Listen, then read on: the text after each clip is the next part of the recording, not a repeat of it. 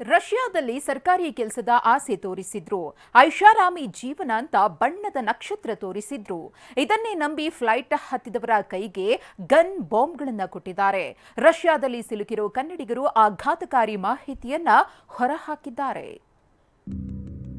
Security ಅಂದ್ರು Russia ಸೈನಿಕರ ಜೊತೆ ಬಿಟ್ರು. ಉಕ್ರೇನ್ ಜೊತೆ ಯುದ್ಧದಲ್ಲಿ ಕನ್ನಡಿಗರ ಬಳಕೆ.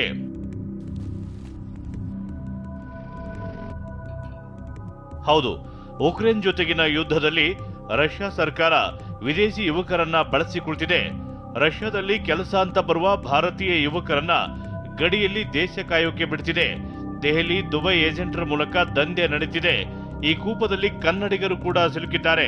मोस्टली जो काम रहेगा यहाँ पर वो ये रहेगा कि डिमोलिश बिल्डिंग को खाली कराना, उसके अंदर की जो सामान है, कीमती सामान है, उसको बाहर निकालना, इनकी जो पुराने असला बारूद वगैरह है उसकी ध्यान रखना, मान के चलो ऐसा कुछ भी काम हो सकता है. मोस्टली सिक्योरिटी हेल्पर इस टाइम का काम है.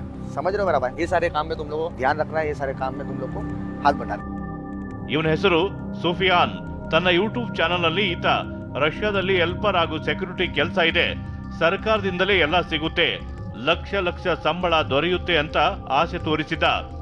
ಇದನ್ನೇ ನಂಬಿದ ಕಲಬುರಗಿಯ 3 ಯುವಕರು ಯೂಟ್ಯೂಬರ್ಗೆ ತಲಾ 3 ಲಕ್ಷ ಹಣ ಕೊಟ್ಟು ರಷ್ಯಾ ಫ್ಲೈಟ್ ಹತ್ತಿದ್ದಾರೆ.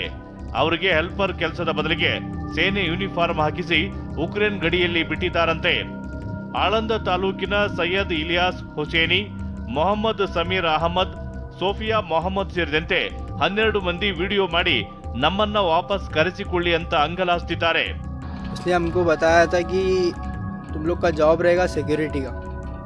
उसने हमसे सिक्योरिटी का जॉब बोल के और 3 लाख रुपए लिया हमसे. और हम लोग रशिया आने के बाद वो हमको आर्मी में डाल दिया. और एक जो मेरा दोस्त है वो हमसे अलग हो चुका है. अभी वो किधर डाला है, उसको क्या है हमको कुछ पता नहीं है. ಇದೇ ರೀತಿ ತೆಲಂಗಾಣ, ರಾಜಸ್ಥಾನ, ಜಮ್ಮು ಕಾಶ್ಮೀರ ಸೇರಿದಂತೆ ದೇಶದ ಹಲವು ರಾಜ್ಯಗಳ ಯುವಕರು ರಷ್ಯಾದಲ್ಲಿ ಸಿಲುಕಿದ್ದಾರೆ.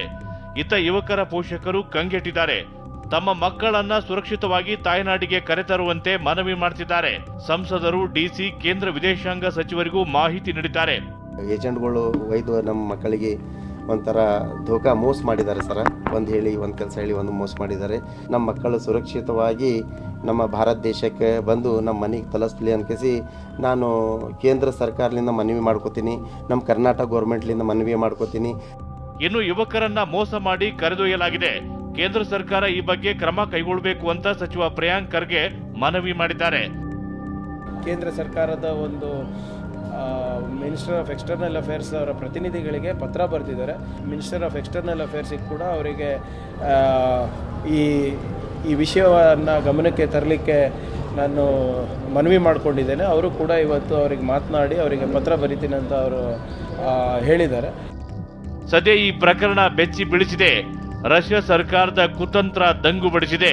ಸರ್ಕಾರ ಆದಷ್ಟು ಬೇಗ ಭಾರತೀಯರ ರಕ್ಷಣೆಗೆ ಕ್ರಮ ಕೈಗೊಳ್ಳಬೇಕಿದೆ. ದತ್ತಾತ್ರೇಯ ಪಾಟೀಲ್, TV9, ಕಲಬುರಗಿ.